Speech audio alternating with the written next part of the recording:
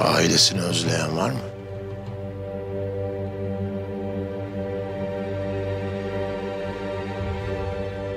Şahsen ben özlemiyorum.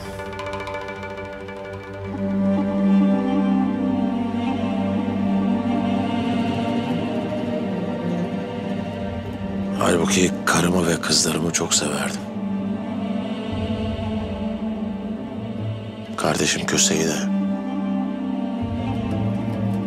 Ama onları bir daha göremeyeceğim. Değil mi?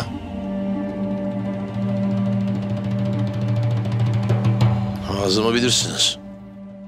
Köse'nin oğlu. Yaptığı itaatsizlik itibarımızı deledi. Şimdi uyuyor. İlla ki uyanacak. Ha diyelim ki uyanmadı. Yapacak bir şey var mı? Yok.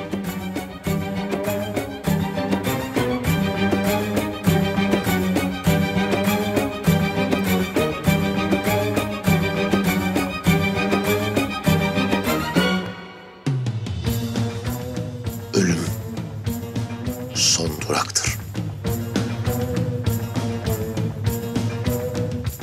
Çünkü biz savaşçıyız.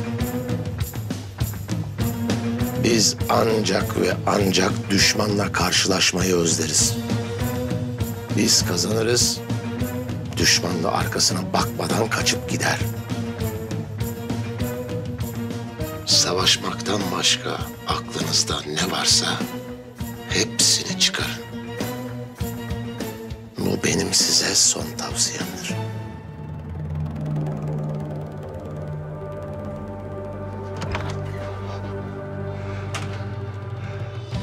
Acil bir durum var.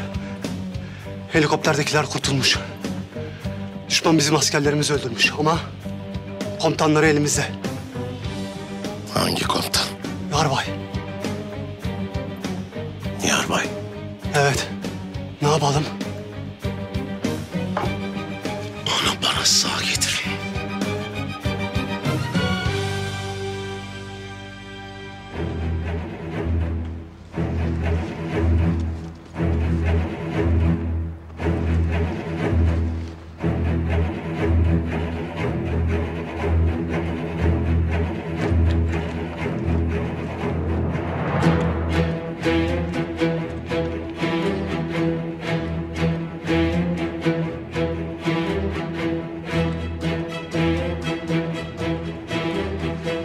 Komutan bir selfie çekelim.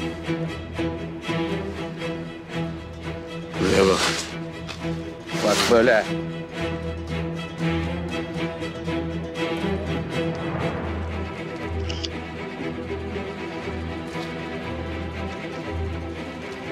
Haydi. Yürü.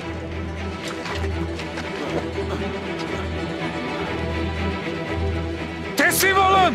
Etrafınız sarıldı!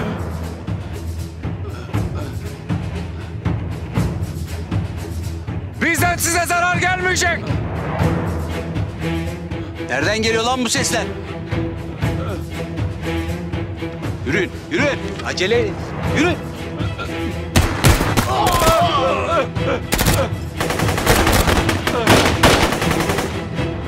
Komutanım iyi misiniz? Ellerini çöz.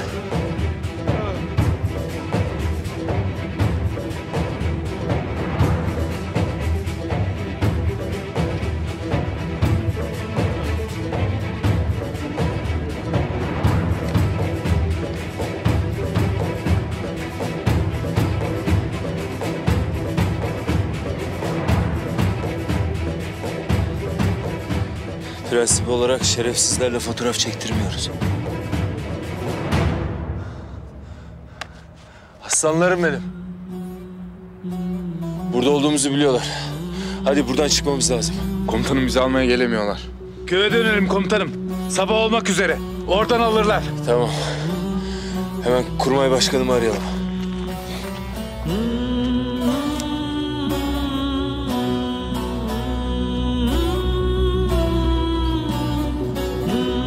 Komutanım biz iyiyiz. Simser de hala bizimle. Ufak bir vartı atlattık. Ama geliyoruz. Teröristler her an gelebilir. Köye geçiyoruz komutanım. Tamam. Sizi oradan aldıracağım. Tamam komutanım. Hadi. Devam.